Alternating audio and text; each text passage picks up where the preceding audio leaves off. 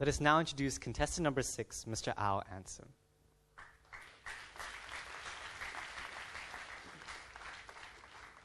The title of his speech is An Unfulfilled Dream, The Fault in Our Stars. You now have 3 minutes. You may begin after the bell rings. Thank you.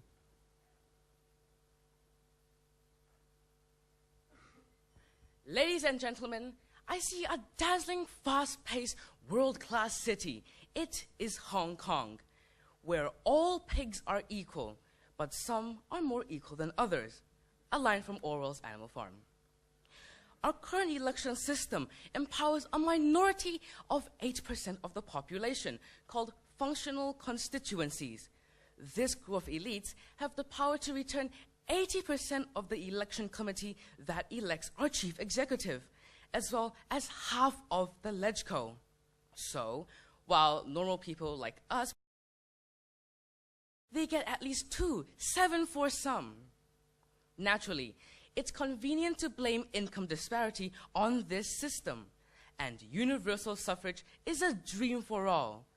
But can it fully ensure social justice and economic harmony? Let's take a look. First, universal suffrage only gives all people a voice.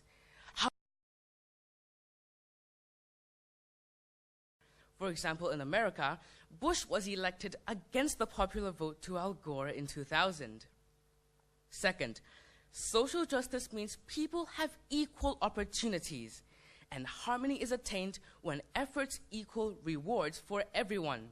However, individual circumstances, like their education, their ability, they all vary, and universal suffrage cannot make them the same.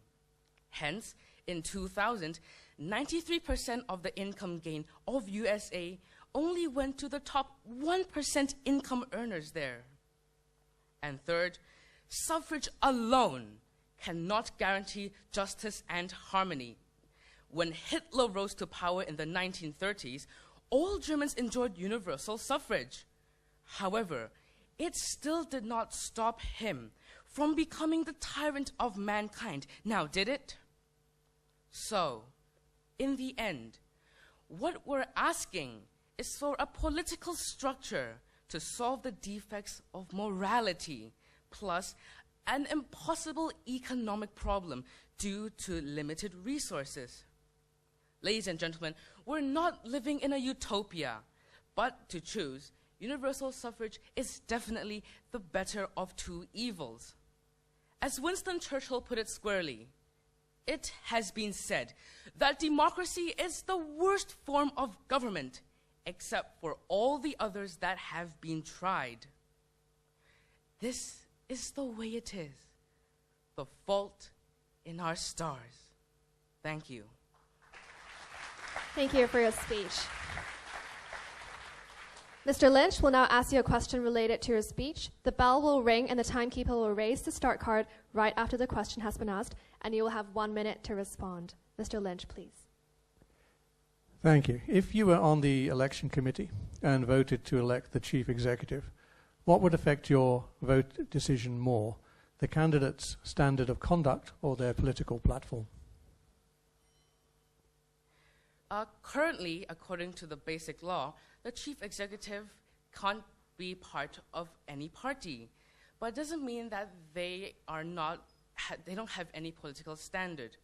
However, for the sake of argument, let's say that this is universal suffrage, and everyone gets to elect the election committee, so I am elected by universal suffrage. Then in that case, I also have to consider the views of the people and how they would react. For example, if I elect a chief executive that has very strong political power but no conduct, it won't be good for society.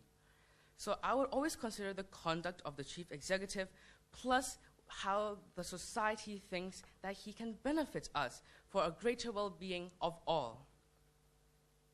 Thank you. Thank you. A second question will now be asked by Mr. McLavin. Again, the bell will ring and the timekeeper will raise the start card right after the question, and you may then respond to the question. Mr. McLavin, please. Thank you. Social media like Facebook, Twitter, and their Chinese equivalents are now everywhere.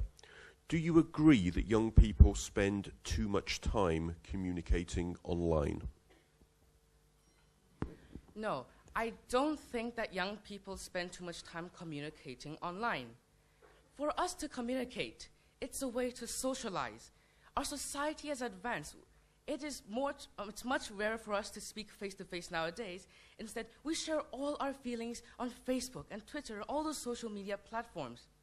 If that's taken away from us, although it could be a good thing, however, we will perhaps have less contact because we only know how to communicate by Facebook. For example, you post a comment, and everywhere around the world, people can see it. Global community and social media like Facebook, Twitter, and all those can help us come together. So teenagers and young people are not addicted, but they're simply voicing out. Thank you. Thank you. Please take a seat.